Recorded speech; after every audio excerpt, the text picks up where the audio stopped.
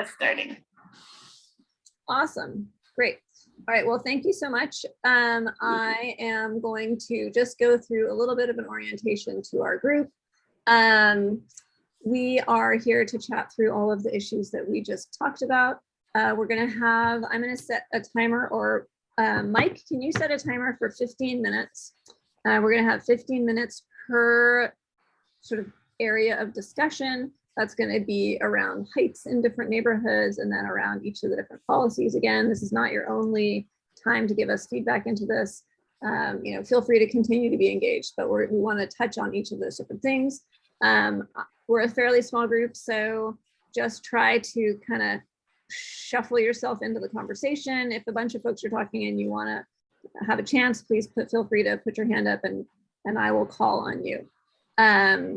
All right, and we will be recording all of your comments on a Miro board. I'm going to share my screen so we can do that. It is a virtual whiteboard. Let's see, here we go. And folks are going to be, Aaron and Mike are going to be coordinating on that. All right, so just to give you a little bit, and I know it's all too small to see, but soon we'll be able to see. Just to orient you a little bit, we're going to be talking about what heights are appropriate in different areas of the city, including transit-oriented centers, corridors, and downtown and the historic core and surrounds. We have reference material that tells us how high different, I'm just going to click on this to try to get closer, how high folks are allowed to build housing in different areas of town. So if you want to examine that, you're very welcome to. And then we started thinking, well, so what exists in town? What, if we're thinking about what is appropriate, then how do we understand what's appropriate? Maybe we're not all planning geeks like some of you I know are. How do we think about that? So we put together this little guide for different heights. So when we say 3 stories, here's a 3-story building. This one's on Western. It's 40 feet tall. And there's some variability between stories. So, a very quick rule of thumb is like 10 stories, 10 feet per story. That's a little short. So you kind of need to round a bit. Here we have a 4-story, 50-foot building. The church near downtown is 95 feet tall. And the feed mill granary is 170 feet. So you could say that's maybe like 15 stories. So we have some really tall buildings in town, even though we don't necessarily think of it that way. Okay, and then if anybody has any general comments that we want to make, we can capture that as well. So we're going to be using that material for the first part of our conversation. Then over here, we have all those policies written down that we were just talking about. So we can dig into those and tear them apart and build them up. Okay, so first question. What kinds of heights do folks feel are appropriate in our transit-oriented or soon to be transit-oriented centers in town? So that includes the downtown Smart Station area. Right now, 2 to 6 stories are allowed in that area in the Central Catalina Specific Plan area. And then we have the upcoming Corona Smart Station where we have some nearby 3-story. And right now we have either 2 stories or no specified height limit in that immediate area. So whoever feels thus inclined, please jump in and we will start the conversation.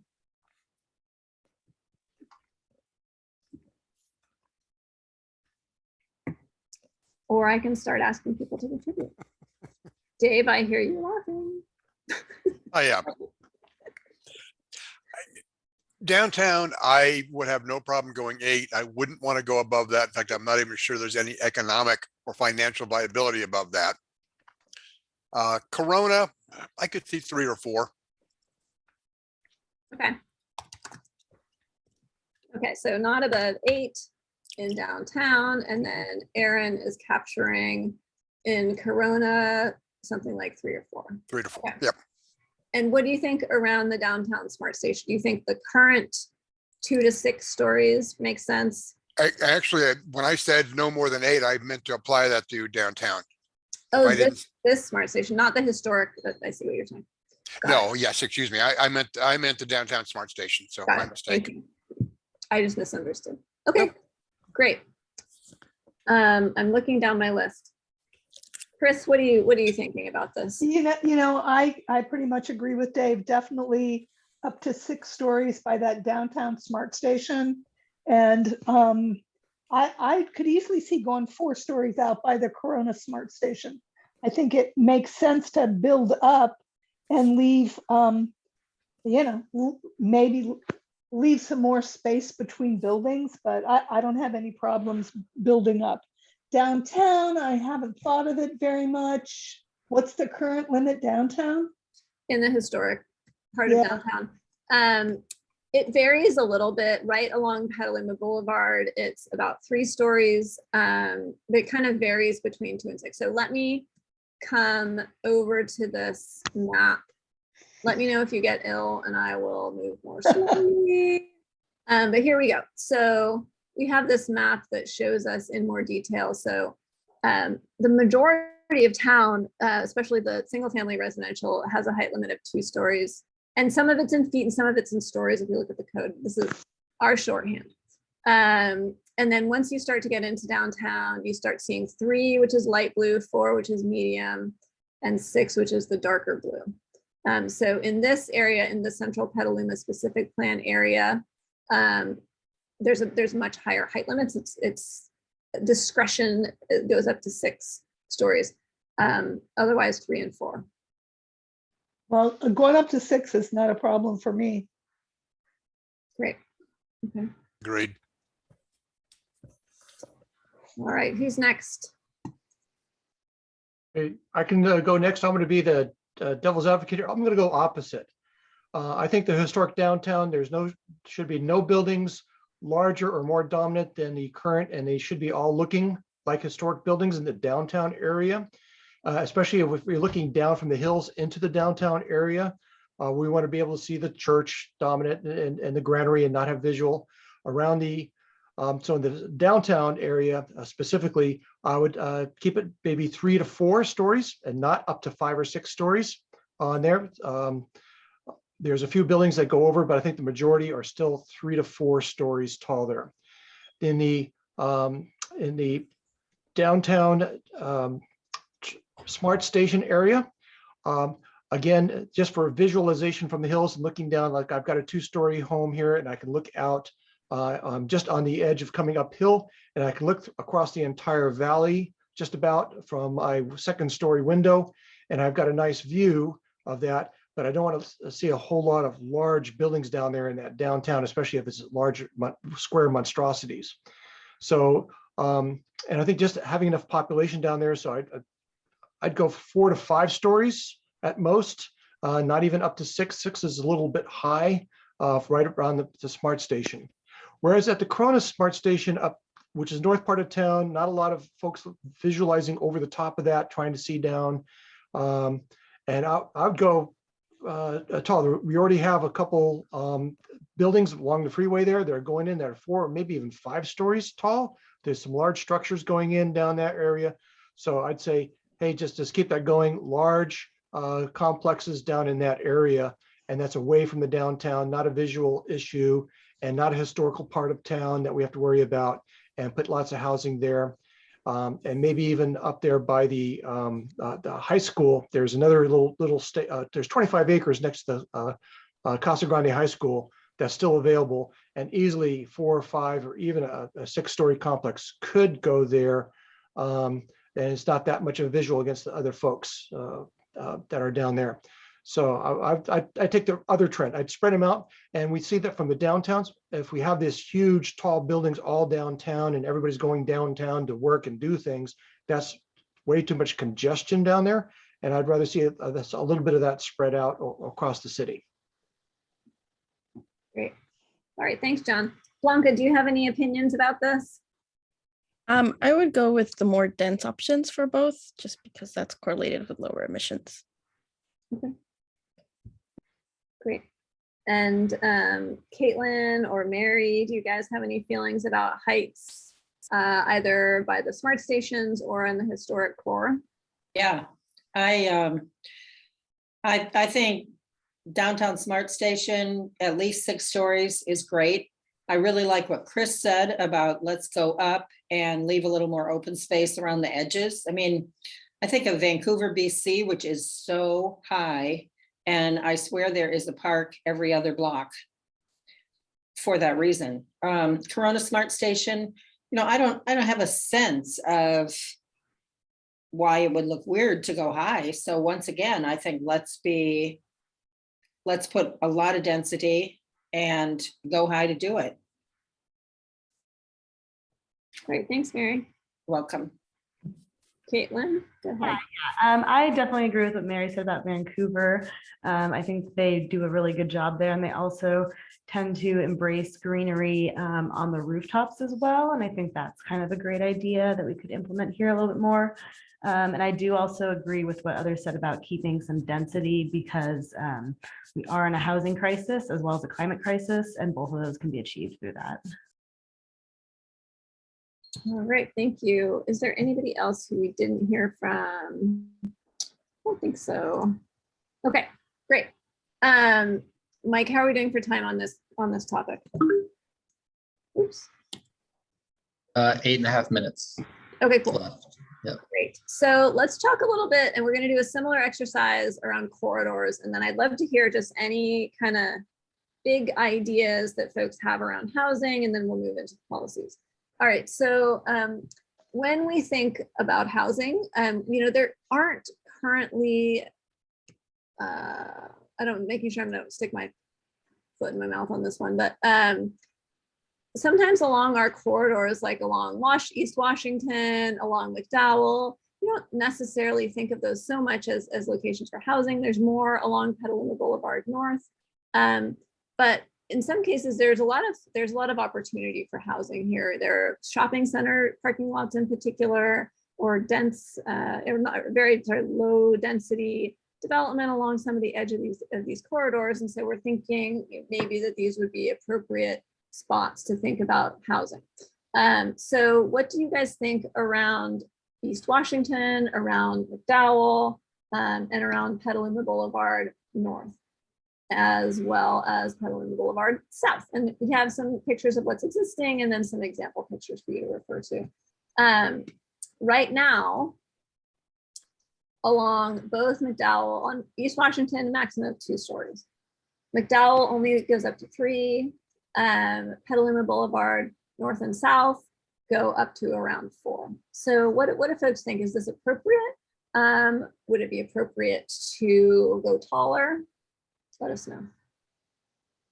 So as far as East Washington, I think it could be appropriate to go higher. I think a lot is going to depend on I know the fairgrounds isn't part of this thing, but I think a lot is going to depend on what happens with the fairground. That could be a really exciting, revitalized part of town. And I could see that being, kind of a gateway neighborhood that could be special. And I think it could go, I think it could go higher than 2. Maybe 3. I'm not sure, but I definitely think it could go higher than 2 for sure. Great, thanks, Chris. What do you think about these other spots? I have not such strong opinions. Let's see.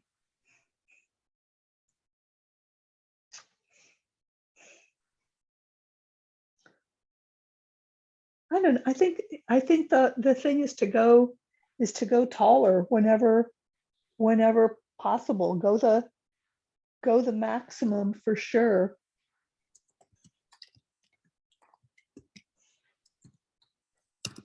Okay. Is it possible to show us each of those options full screen for just a minute? I can't see the pictures to get a sense of the comparison. Yeah, for sure. Thanks. Yeah, thanks for asking. Let me scoot down. All right, so here's some examples. None of these are in Petaluma, but you can kind of get a feeling for it. So here's a 2-story building. And like I said, you'll see this in a second. Stories can really vary. Here's 3 stories. And it really depends also on like how a building is formatted and how you look at it. They can look really different from across the street than if you're standing next to them. Here's 4 stories,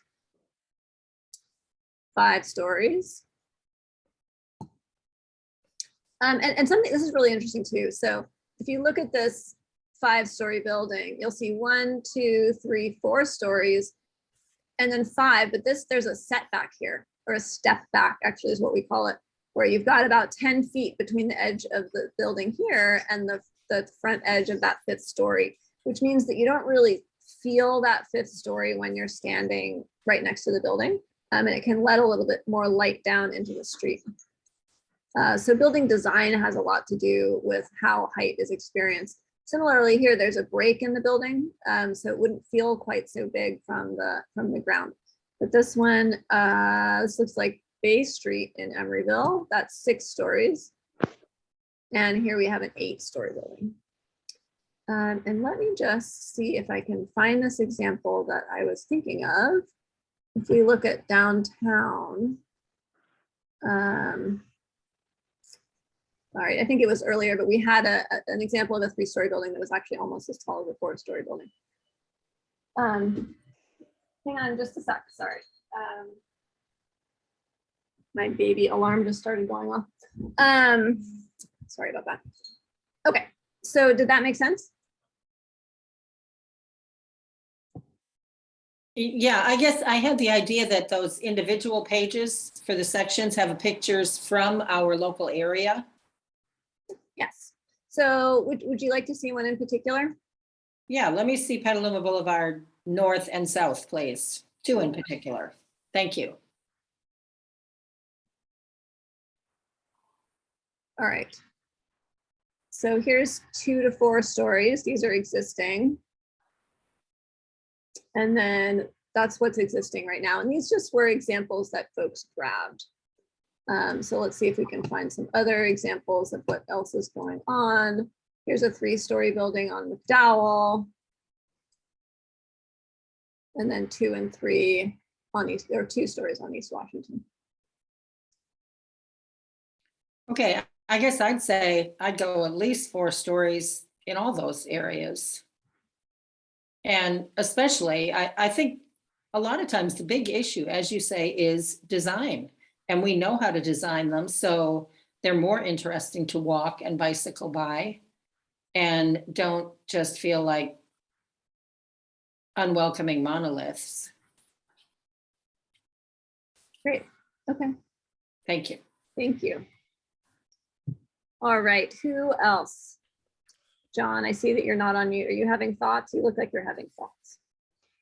Yes, the concern I have is I'm hearing all this and I agree with a high density around the transit hubs is a really good thing. My concern is when we got here and still continuously here, we are historically a small agricultural rural town in culture and attitude, the way we do it. And what I'm seeing and hearing is this transition. I grew up in LA and all of a sudden, wow, this is starting to feel like housing in LA and other areas that are feeling more like big city type stuff. And I'm afraid of losing our rural character, our feel for our whole town if we put up too many tall buildings all over the place. And I think if we just keep the tall buildings, especially the 6 stories, concentrated around the transit hubs only, and then have the 4 stories, and then, yeah, 4 stories, but again, place them on a footprint that is much smaller than the block and put a large park in front of it, large parkway area, a greenery away between the traffic and where you're transiting and then where the housing is, so that you have some beautification going on when you're transiting and walkability. Then yeah, then we can go up to 4 stories is fine in a lot of areas, but you have to have that visual space, that beautification space between the transit, walking and biking and cars and the actual housing. Otherwise, it's going to feel like 19th Street going down San Francisco, where you're just going down this big corridor, big tall buildings with not much there other than these structures, and not a very good feel to the city at that point. So I want to avoid that along the main corridors, having just lines of tall buildings down there. Must have space. So that's my main comment on all these sections. Yeah, can I just say one thing quickly in response to that? Yeah, please. Yeah, you know, the thing that I've been thinking as somebody who's only lived in Petaluma about 5 years, but have known it for many years. It's like we have this idea of it being a really livable city. And yet somehow we've got that tied up in our minds with small houses. And the fact is, the more of those small houses that we have, the more traffic we've got, the less chance there is anybody can walk or bike anywhere. And we're not really going to get what we want, which to my mind is a city that is very manageable. And so that's why I personally would prefer more density that really builds in ways for people to live in neighborhoods and get where they're going without getting in cars. Thanks. Thanks, Mary. And I see Mike's hand up. Mike, does that mean move on, folks? Okay. Yep. Last comment, because I saw Dave thinking. I was just going to say 4 stories on all of those. With the comment regarding transit hubs, once you get to 4 stories, you can start running 10 to 15 minute headways with buses on those. And there's really no non-transit friendly neighborhoods that are created when you start getting enough density on your major thoroughfares. As much as I agree with the idea that the Vancouver reference earlier about trying to create parks here and there, but when I hear the comment about keep the building footprint small and a lot of open area around it, that's basically back to Corbusier. That's the mistake of 100 years ago, where we built some really ugly things in some very dangerous neighborhoods.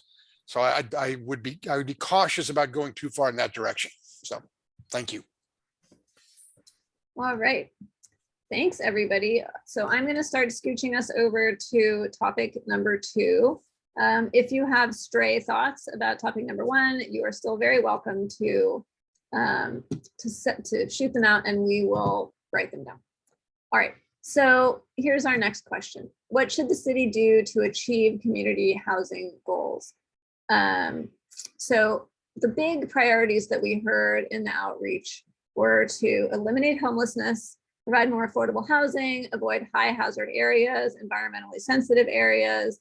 I'm going to group that with working towards carbon neutrality and resiliency. There were a bunch of topics that we heard around kind of housing, so more infill housing, a better diversity of housing, more mixed use, and then folks wanted to preserve community character. And then quite a bit about serving, making sure that we're equitable, making sure we can be family and age friendly. So those were the major themes that we heard. When we start to get a little bit more into detail, although I'm not, going to show policy language here. Let me make this a little bigger. We have current existing programs and then some brainstorm programs over here for everybody to react to around homelessness. We're supporting community-based partners, and we could do things. You were also building those small homes, teeny tiny homes for folks to transition into housing through. Then we have anti-displacement measures that we could look to, including rent and resale controls, conversion prevention, universal design, renter assistance. We could begin working more directly with tenants as a city, thinking about fair housing.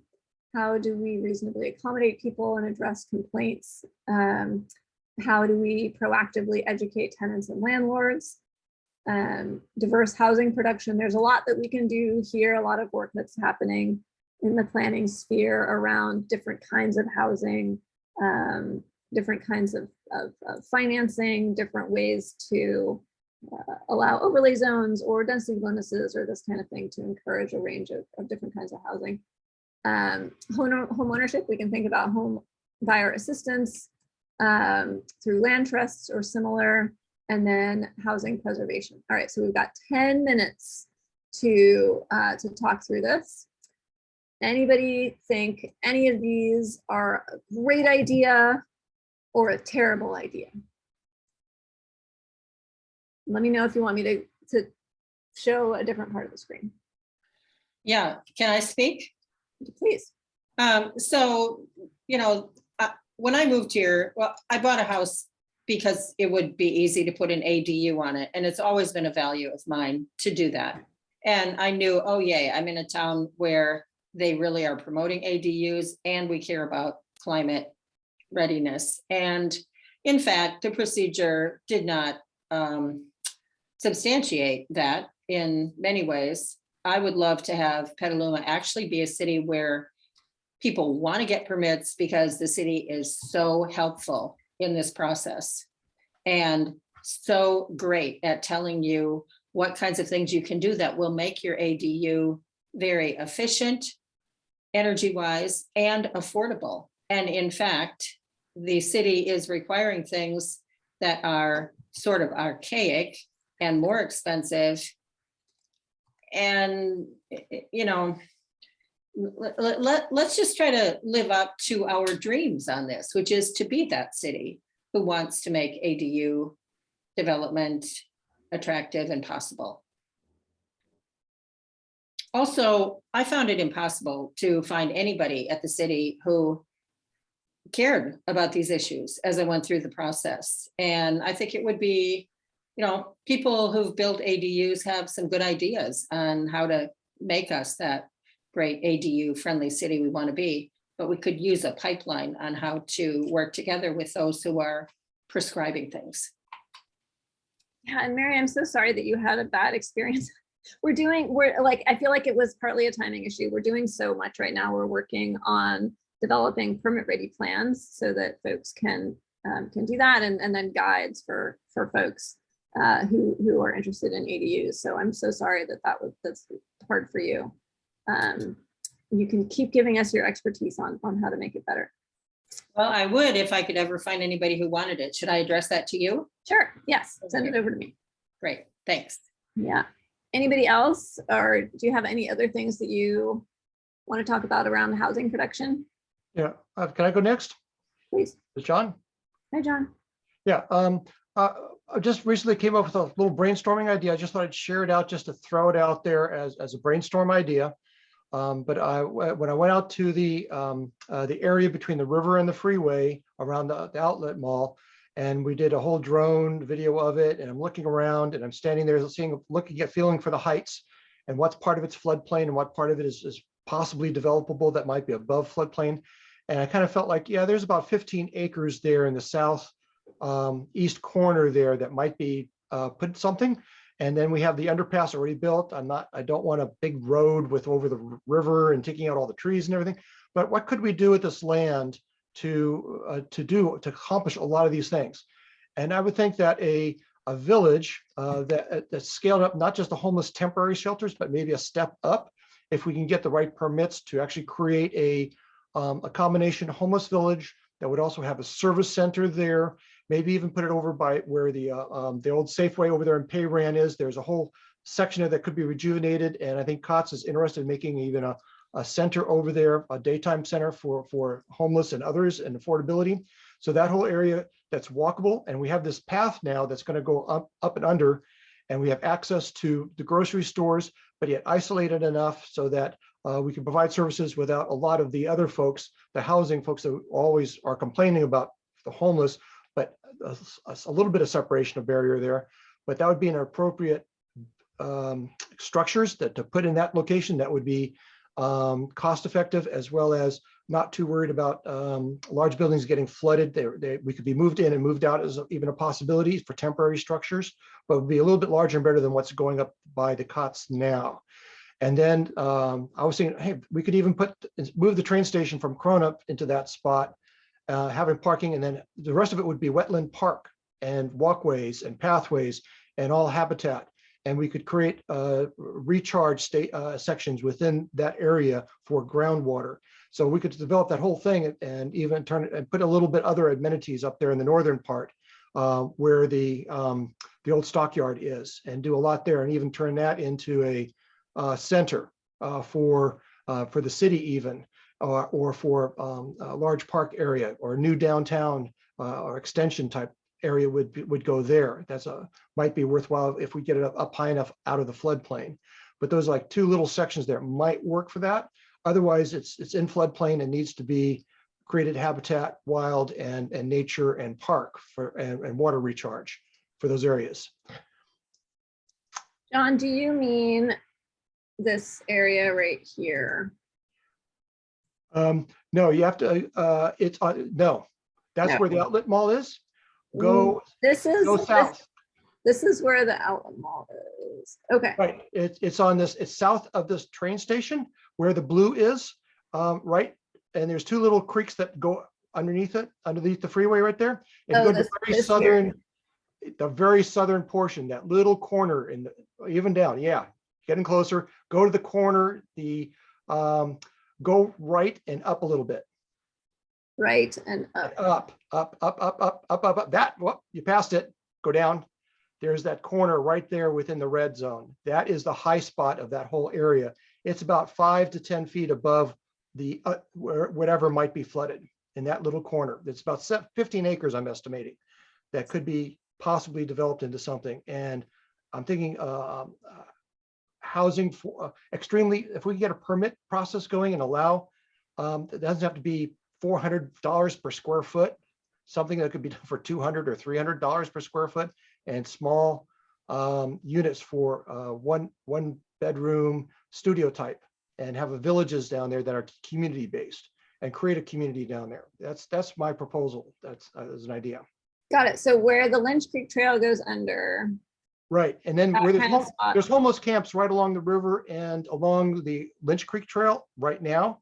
So there's already a bunch of homeless folks living there. Let's create a village for them that's actually serviceable and community, and provide a lot of service to a larger population that we could work with. Got it. Thanks. Okay. So like where Rainier would go under. Got it. Caitlin, I want to make sure that we get to you. I see your hand up and I know we don't have too many more minutes. Thank you, John. Oh, yeah, I'll be quick. I just want to kind of to talk about a little bit more about the workforce housing requirement. And I know that we kind of usually have the inclusionary housing in the housing element. And I think that that should really have a little bit more teeth to it. And I think it should really live up to its spirit of the name, which is inclusionary, because there is still kind of the options right now for developers to either just pay a fee or do some offsite development. And that kind of doesn't really fit with the word inclusionary, where we want diversity of the development itself. And for those homes that are affordable to kind of blend in with the rest of the market rate homes, and to really kind of just live up to the meaning of inclusionary. Got it. All right. So if we're looking at inclusionary zoning, then we want to make sure that we really mean inclusionary, like on site. Am I capturing that? Yes, exactly. So on site, scattered, not like, having a whole development and then all the affordable housing in just one little section of it, to really be part of the community. And that really helps to build strong community ties and just create more diverse environments in general. Great. All right. Thanks, Caitlin. Thank you. Chris, what do you have? What are you thinking about? Lillian, can you facilitate for just a sec? I just need to check in on Here. I'll be right back. Definitely. Sure. So my pipe dream, John had his pipe dream. My pipe dream is to, at some point, build intergenerational housing in Petaluma. I'm not sure the location. I know some people have talked about the empty space across from the hospital. It's not currently zoned for housing now, but maybe that could change. There are models that have been used around the country. There's one that's really popular called the treehouse model, where housing is built for older adults and also built for families who take care of foster kids. I don't know if we have that many foster kids here. I think it could be definitely for low income families. And the idea is that people who live at these places know what they're getting into. Older adults really do want to get involved, interacting with kids, and young families know they need support, but they also are totally open to community. Christine, I'm just going to cut you off for 1 second because our breakout rooms will be closing. But thank you so much for that comment about intergenerational housing. Okay, and everyone's comments. Take my hand away. All right. Thanks all. Are we going to get taken back out? Yep, 20 seconds. And we will be doing a report back now so we can hear what some of the discussion in the other groups were as well. Great. Okay, I'm going to use that 20 seconds to summarize all of this in my mind. And I am going to stop sharing. Thank you guys all so much for all of your thoughts. We'll see you